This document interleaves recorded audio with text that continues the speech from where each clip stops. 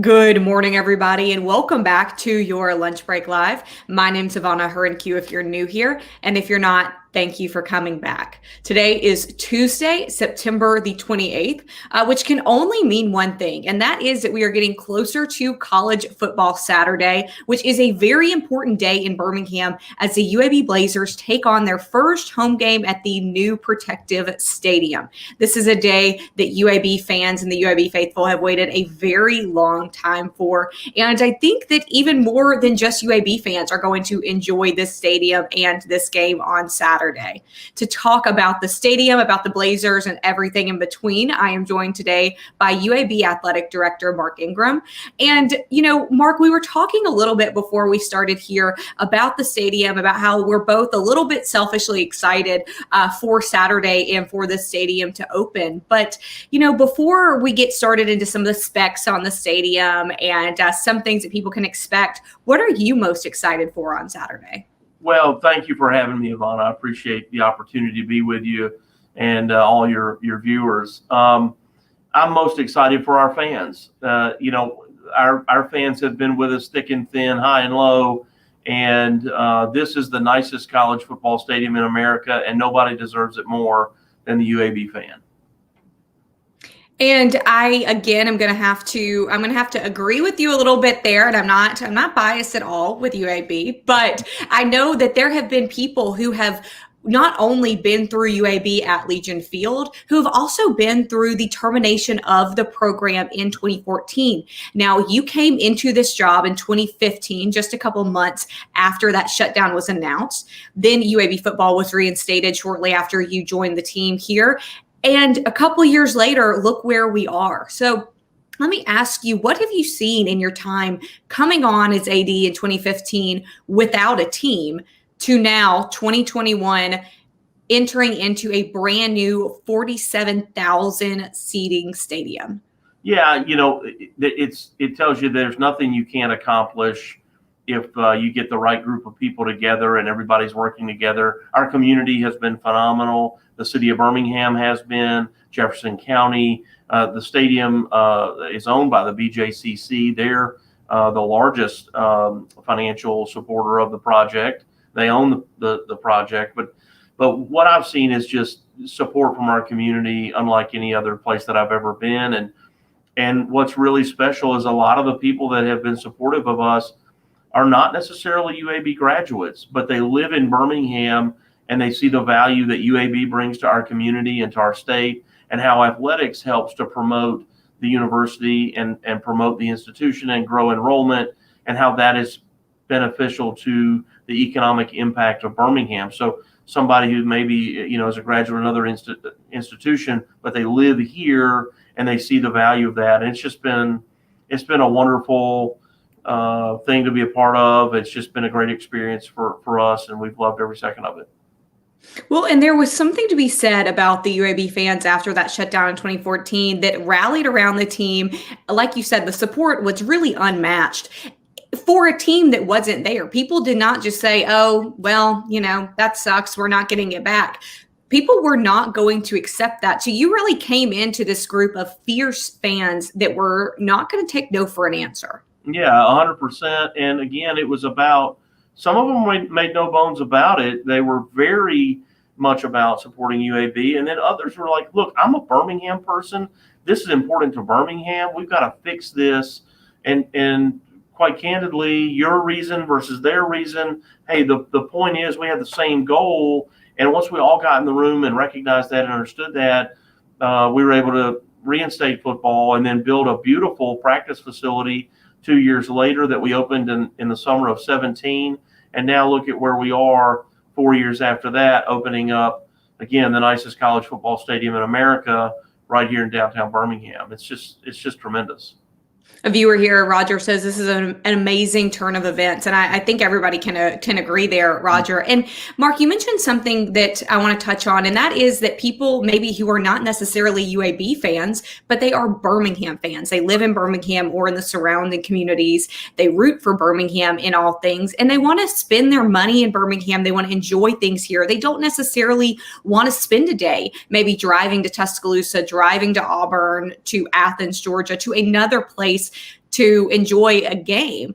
But now UAB can really get those fans who maybe just enjoy going to a football game. They don't necessarily have to be a diehard fan, but they can have a day of family fun at the stadium. They can eat after or before the game at the restaurants surrounding. There is a lot of things to do for somebody who's not necessarily going just because they're a Blazer faithful. Yeah, I totally agree, Ivana. And you see that with Regions Field. They have a great atmosphere, a great experience, and the majority of the people maybe can't name anybody on the team. But it's a great event, and they have a good time, and it's a beautiful place to be, and it's kind of the place to be to watch some fun baseball and just enjoy time with your friends and family. And that's what we're hoping, and we really do believe is going to happen at Protective Stadium. I mean, we're, as you said, we're very convenient. It's high-level football. It's Division I FBS football right here in your backyard. And one of the things we've worked hard to do is embrace fans of other schools who live here. I fully recognize, and this is a mistake that happens at a lot of places, other universities, where people might say, "Oh, I can't stand when people show up at our game and they're wearing somebody else's, jersey or T-shirt or something that's a team not even competing that day." And the way I see it is those people could be anywhere, but they chose to spend their time and their money to come to our game. We embrace that, and we want them to be here. We actually will go out of our way to thank them for coming because, again, they had options and they chose us, and we're grateful for that. And so we've tried to take the opposite approach of saying, "Oh, I can't stand if they show up in an orange or a blue shirt or something that's not our color and is also not our opponent's color." We say, "Hey, we're just thankful that you took time to be with us and hope you'll come back." And that's been a big part of what we've been doing here to build our fan base as well. Well, and we know, again, Protective Stadium, just a little bit over 47,000 seats. So how are you doing in selling season tickets? Yeah, we've done terrific, more than double our high water mark. So we have really seen a lot of new people come out and buy season tickets, which is important because when you buy a season ticket, you're also buying a parking pass. So when you start talking about game day logistics, we've been able to say, "Hey, look, this is where you're going to park, in advance before you leave your driveway. You know exactly where you're going. Instructions to get to that parking lot are on the parking pass." So we're also trying to tell you the best way to get there so that you can avoid sort of looping around the stadium repeatedly and being frustrated trying to find a place to park. You can buy single game parking as well if you're a single game buyer. But anyway, doing all that in advance has been helpful for our planning purposes and traffic and logistics and all those things. So yeah, it's the response has been exactly what we hoped it would be, and we're looking forward to a sellout crowd on Saturday, and if not a sellout, really close. Is stadium going to be operating at 100% capacity right now? Yeah, 100%. Yeah, we've been following our state and local guidelines. I assume you're asking as it relates to the pandemic. We've been following state and local guidelines there. We will be requiring masking indoors. So if you're in the restroom areas, or if you're in a club or suite area, in some of those private areas, we're requiring masking there. And then we're encouraging people to wear masks outdoors for their own safety. And that's, that would vary person to person, have they been vaccinated or not. But we're asking that of all people, regardless of vaccine status, on Saturday, because again, we're all trying to kick COVID, Ivana, if we can.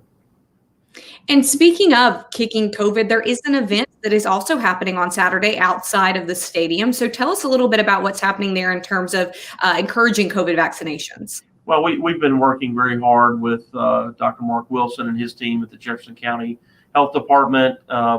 They are sponsoring the opportunity for anybody who will get vaccinated at the game. We're working with them, can get 2 complimentary tickets, whether it's your first or second shot. Come to the game, get vaccinated, get 2 complimentary tickets to get into the game and be a part of the action. And we also have kind of a special event tomorrow morning. I don't want to spoil it, but with them, that'll be a lot of fun. But just continued messaging to say, hey, this is really important. And it it perfectly aligns with the mission of our institution. At UAB is a world-class medical research institution. That this is something we want to be a leader in, and embrace the opportunity for people to be healthy and enjoy the game, and to promote good health, and trying to, again, eliminate this pandemic. Now, I want to circle back to something you said a minute ago, and that was logistics. Now, I've had the opportunity that's been really cool to see from when groundbreaking happened at Protective Stadium through construction and to now the finished product. It has been really cool to witness, but we've done a lot of videos of construction. We've done a lot of drone flyovers of the stadium, and people have enjoyed them over the past, over a year, seeing them. But one question we always get is about parking. So, Mark, what is the plan for parking? Well, there's almost 11,000 parking spaces within 4 blocks of Protective Stadium. So we've been selling parking passes, as I indicated, in a lot of those garages that are around the BJCC that people are familiar with, that they've used when going to concerts or other events down at Legacy Arena. But don't forget, there's a lot of parking that's also on the south side of the interstate. We can't let the interstate become this, physical, mental barrier. It isn't. And we're running shuttles from those. They're a short walk now. They're, 3-4 blocks away from the stadium. And so what we've had to encourage people to think of is, think of Protective Stadium like you would if it was at an on-campus stadium, where maybe, Ivana, you're parking at the business school and I'm parking at the library, and another friend is at the rec center garage, and we all walk through campus to get to the stadium. This is the same situation here at Protective Stadium. It's just downtown instead of a college campus. We've got parking lot here and a garage over there, but it's all very close in proximity, and we're even running complimentary shuttles from UAB's campus at the Hill Center. We've got 17 buses that will constantly rotate and drop off down at the stadium and pick up. So if somebody doesn't want to get into, game day traffic, they can come to UAB's campus, park, and complimentary, and get on that shuttle complimentary. It's designed mostly for our students, but it's not exclusively for our students. So we encourage any fan that wants to come to the game that's, nervous about what to do or how to get there, come get on our shuttle. We'll be happy to take you down there and drop you off right in front of the stadium, and so that you have a great experience. And again, take that complimentary shuttle coming out of the game afterwards. So I feel really good about the plan. The BJCC has been working with Birmingham PD and hired a consultant, a traffic consultant, to help with ingress and egress.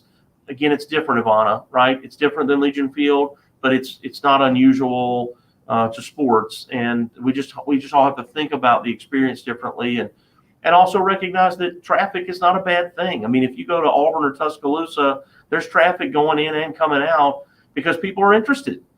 There's people there, and that's a good thing. We want people to be there. So again, you just have to be patient and recognize, hey, the interstates are new. There's a lot of brand new ramps down there that a lot of people haven't used. The parking areas are not necessarily new, but we haven't had a football game there before. We've had other events. Had the Sam Hunt concert down there on the exact site with 23,000 people, and it worked beautifully. So it can be done. It has been done, but we are doing our very best to encourage people to not wait until kickoff to try to get there. Don't try to slide in there on 2 wheels, an hour before the game starts and think you're going to park next to the locker room and walk into the stadium. Give yourself extra time. Please go early. Please go early for your sake and everyone's. It is the first time. And there's going to be some road closures around the stadium that you can find at blazergameday.com. We've got a website that talks about a lot of game day information related to parking and those things and traffic. And so we just encourage people to go earlier than they might normally, keeping in mind the consideration of this is new to everybody. And once we get our routine, I think everybody will feel really good about it. But this first time, there's going to be, do I turn right here? Do I turn left there? And it's just different than we've had before, but I feel really good about the plan.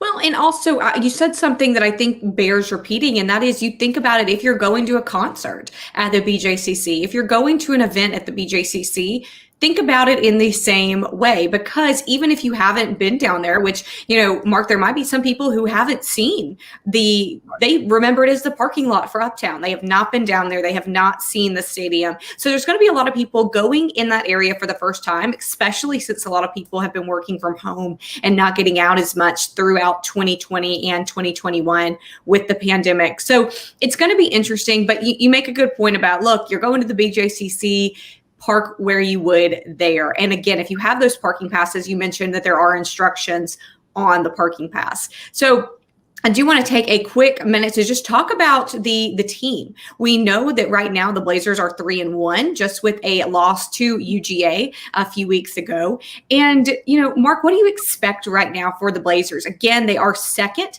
in the, I believe, Conference USA West. So doing pretty well there. Do you expect the season to keep going this well? Do you expect to see any championships here? Well, we're always expecting championships, right? We're always striving for that.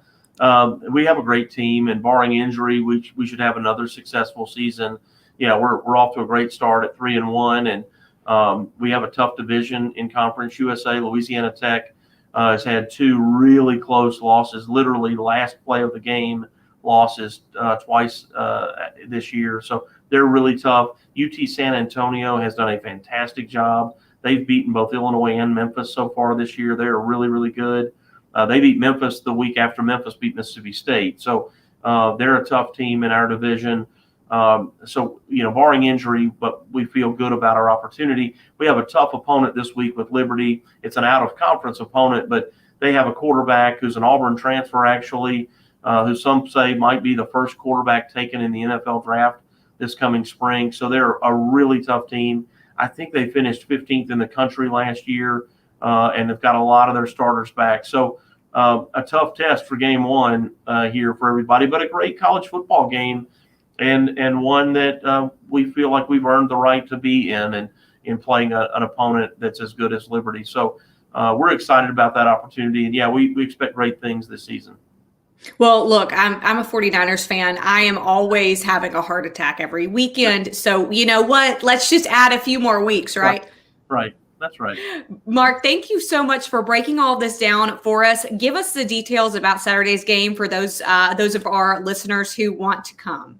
Yeah, well, the game's at 6:00. Try to get your tickets in advance. You can get them at UABsports.com right now, or you can call our ticket office, and the phone number is also on our website. You can pre-purchase even a single game ticket and single game parking. You can pre-purchase both of those, which is just advised to make your day a lot more enjoyable. Our Blazer Walk will happen about 2 hours and 10 minutes before kickoff. That's going to start at Eugene's Hot Chicken and walk through the Uptown District and into Protective Stadium, which I think is going to be a ton of fun. We have Blazer Village, which is a great family-friendly area with, inflatables and music and that kind of thing. That's on the east side of Uptown. It's the south side of the Southern Kitchen, and it's the east side of Mugshots and Your Pie, if you know that area down there. There's a big grass area, which should be really fun. There's some great tailgate areas all around the stadium. And so we would just, again, encourage people to come early, soak it all in. The weather is going to be spectacular. And then, of course, a fantastic football game. So we look forward to seeing everybody down there on Saturday. And you can also get vaccinated outside the game and get free tickets that way, too.